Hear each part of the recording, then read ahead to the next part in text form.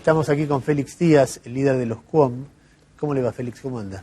Muy buenas noches, Ernesto. Un gusto nuevamente poder estar aquí. Gracias por venir primero. A ver, usted está pidiendo que la presidenta de la Nación lo reciba. Si se diera esa oportunidad, es evidente que ella no quiere hacerlo, pero vamos a suponer que se diera esa oportunidad. ¿Usted le diría qué cosa? Bueno, nosotros lo que le diríamos a la presidenta es que nos escuchen y que aplique los derechos constitucionales que ya están establecidos y que empiece a dar participación a los pueblos indígenas, porque no es solamente la comunidad QOM la que reclama, sino que todo el pueblo indígena se está manifestando contra la injusticia que la padecemos día a día en el interior del país. Está bien, pero esos son conceptos bastante generales. Sí. Cuando le dice, bueno, puntualmente, ¿qué es lo que está pasando? Puntualmente lo que está pasando es el tema territorial, que es el eje central de la discusión que nosotros estamos arrastrando, porque después de la represión del día 23 de noviembre de 2010, hasta ahora no hemos sido escuchados ni atendidos los reclamos que venimos haciendo, y eso a nosotros nos duele mucho porque a pesar de que hemos cedido siempre, escuchando las propuestas que nos dan los estados, pero no se avanzó ningún paso. En un momento usted se reunió con Randazzo. Sí, en el año 2011 tuvimos un acercamiento hacia el ministro del Interior y se comprometieron 4 puntos: el de poder resolver el tema de la representación, que es uno de los problemas que teníamos, y después está el tema territorial, el tema salud, el tema DNI y el tema educación, que dentro de estos reclamos el único paso que se dio fue el tema de la representación, donde la comunidad participó en una elección democrática un día 25 de junio del 2011, de la cual fui electo por mayoría de voto de los miembros de la comunidad. ¿DNI no le dieron? No es la totalidad, sino un gran porcentaje de la comunidad no tiene DNI. Han tramitado su DNI, pero nunca le llegaron. Algunos han hecho un trámite 2 años, 3 años, que están esperando que le llegue esos DNI. ¿Por qué les son importantes los documentos? Porque nosotros sabemos que el documento es un instrumento jurídico donde uno puede ir al hospital a hacer algún trámite, ir a hacer como una forma de tener la posibilidad de estar a la altura de cualquier ciudadano. Pero sin DNI es como no existimos, porque nosotros venimos así reclamando esto, es porque en la represión que tuvimos el 23 de noviembre, nos quemaron nuestras casas, quemaron nuestro DNI, quemaron todo lo poco que teníamos.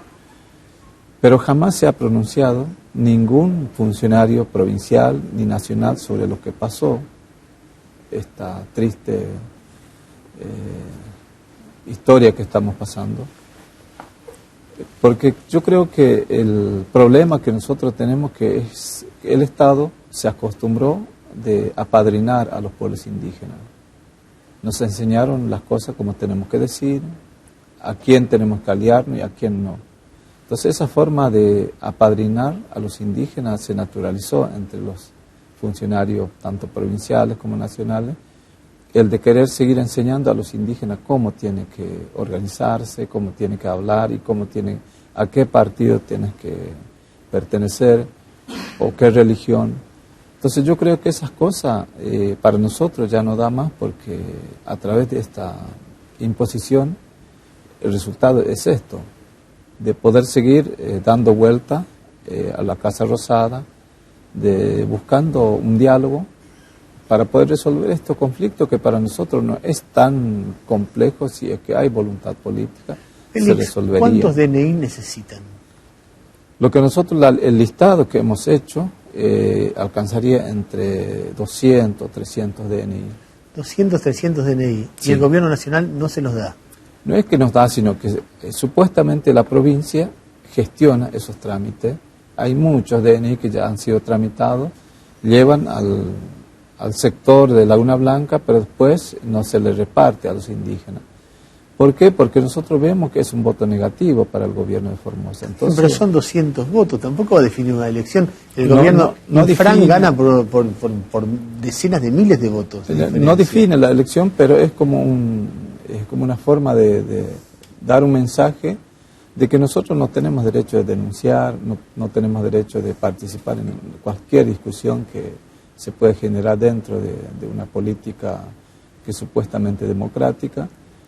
Y nosotros, los pueblos indígenas, empezamos a organizarnos. Tuvimos una cumbre el día 3 y 5 de junio en Formosa capital, de la cual han participado 20 pueblos indígenas en 15 provincias, de la cual esa cumbre me designaron a mí como vocero y representante de estos pueblos que fueron partícipes en esa cumbre. Y es una tarea que me tocó llevar adelante esta lucha, que es una lucha muy difícil, pero lo que nosotros queremos es que podemos sentar con el gobierno para que nos escuche nuestro planteo, para que estas cosas se terminen de estar tapando nuestras bocas a través de un plan social o una vivienda o una gota de agua, porque lo que nosotros queremos es discutir una política en seria para que podamos también ser partícipes de una construcción que el Estado argentino se merece, porque el Estado mismo nos reconoce como somos pueblo preexistente, por lo tanto, el derecho que se escribió tiene que ser aplicado para poder parar esta injusticia. Félix, que estamos cuando padeciendo. usted vio el 25 de mayo a Cristina al lado de Gildo Infran, ¿qué sentimientos, reflexiones generó?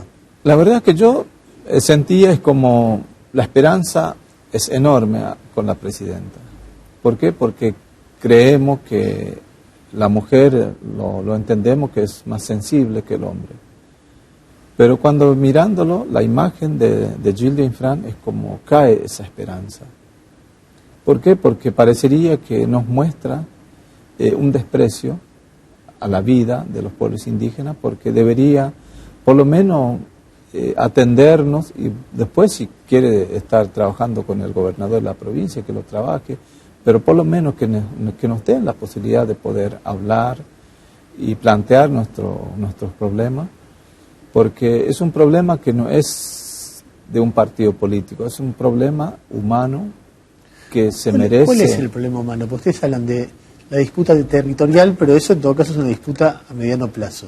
Después hablan de los DNIs y de la justicia por la represión de noviembre del 2011. ¿Qué más? Porque fíjense que nosotros tenemos una medida cautelar que nos otorgó la Comisión Interamericana el año 2011. Y esa medida cautelar, la que debería garantizar nuestra integridad física y proteger a los indígenas. Por esa razón está en la Gendarmería, en el territorio POM, pero no es garantía de poder proteger la vida de nuestros... ¿Por qué? Es porque la Gendarmería no puede intervenir los delitos comunes, porque son fuerzas federales, y cuando la policía quiere actuar, dice que la Gendarmería no le permite, entonces es como si se dejaba como una zona liberada.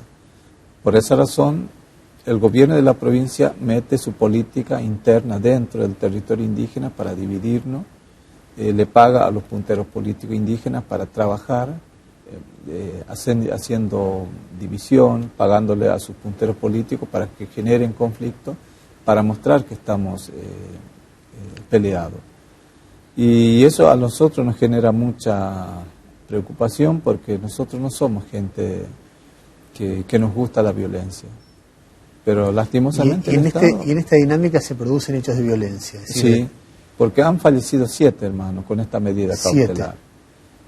Después de la represión del 2011, 7 integrantes de la comunidad que han muerto por supuesto accidente o por el tema de homicidio que se caratula como suicidio, muerte que se podría evitar, el tema de la tuberculosis se caratula como muerte natural. Entonces no se investiga esas muertes, que son seres humanos que podría ser asistidos a través de los recursos que el Estado tiene como para poder garantizar la vida de los pueblos indígenas. Félix, 2 cosas más. Cuando usted está hablando todo el tiempo de comunidades indígenas. Sí. no habla de pueblos originarios. Sí. ¿Cuál es la denominación que a usted le parece más correcta? Para nosotros es una imposición que es muy compleja la situación de denominarnos. ¿Por qué? Porque en aquel entonces, cuando a nosotros nos decían los toba, es una imposición de un lenguaje guaraní, el toba es la cara, y en muchas ocasiones que el criollo paraguayo nos miraba que decían el tobataú, tobajatá. Entonces, como una forma despectiva de mirar al indígena como, por decir, tobayá, cuñado. Entonces, cuando nos dimos cuenta de esta burla que nos hacen, decimos, tenemos que sacar encima esta imposición. Por esa razón nos denominamos los com. Anteriormente nos conocían como los toba, porque es una forma de poder retomar nuestra propia identidad y valores culturales que anteriormente teníamos. Y ninguna otra denominación, ni indios, ni comunidad indígena, ni pueblos originarios, le termina de convencer. Porque nosotros entendemos de que estamos en un proceso de retomar nuestra forma tradicional de organizarnos, porque fíjense que nuestra comunidad fue la primera en poder tomar una resolución de denominarse como corresponde. Entonces la autoridad que la comunidad pone es caracé, que soy yo, ya no es cacique. ¿Por qué? Porque la imposición del colonialismo era cacique. Entonces, el Estado argentino, en la época del general Perón, lo vestía a los caciques militares. Le ponían títulos como generales, caciques generales, y lo vestían con los uniformes militares, que es una burla. ¿Por qué? Porque creen que al tener esa jerarquía podría potenciar el liderazgo, pero es una forma de dominación. Entonces, cuando despojamos esta forma de imponernos, queremos denominarnos como somos, no queremos que nos digan cómo tenemos que decirnos. Entonces, estamos trabajando para poder construir un nombre auténtico que sea desde nosotros mismos. Y cuando el gobierno habla de darles un canal de televisión a los pueblos originarios, ¿a usted le parece atractiva la posición? ¿Le parece, no? ¿Qué le parece? Para nosotros la comunicación es una herramienta de comunicarse que también es útil. Se han creado leyes que para nosotros son importantes, pero leyes que son propaganda, así como la ley 2660, que es la que garantizaría de evitar los desalojos en las tierras comunitarias. Después se creó la ley de medios, que supuestamente le ofrece a los pueblos indígenas de tener una radio, un canal de televisión, pero ninguno de los pueblos indígenas, excepto en el sur, ninguno de los pueblos indígenas tienen radio que el Estado le ofrece. Nosotros, como comunidad Compo, Tanapocnanabogo, tenemos una FM, pero gracias a la solidaridad de la militancia social, que fue conformada una organización acá de Capital que se llama Resistencia Com, un grupo de amigos que se organizaron y recaudaron fondos para que podamos tener una radio propia. Entonces el Estado no es que nos dio la herramienta como para poder decir, aquí tienen la radio, hagan un programa cultural que a ustedes le conviene. Entonces es una deuda que el Estado tiene que mirar y escuchar nuestra voz para que no nos miren como enemigos, porque nosotros no somos enemigos de nadie. Tampoco no nos consideramos actores principales de una política participativa en esta discusión de los partidos políticos, porque estamos fuera, estamos desesperados por sobrevivir, no tenemos agua, no tenemos acceso a la salud, no tenemos regularizados los DNI, o sea, montones de cosas que queremos resolver primero y después discutir con los partidos políticos nuestras propuestas. Pero primero queremos estar bien, porque uno no puede discutir una política cuando tiene hambre, cuando tiene sed, cuando está enfermo.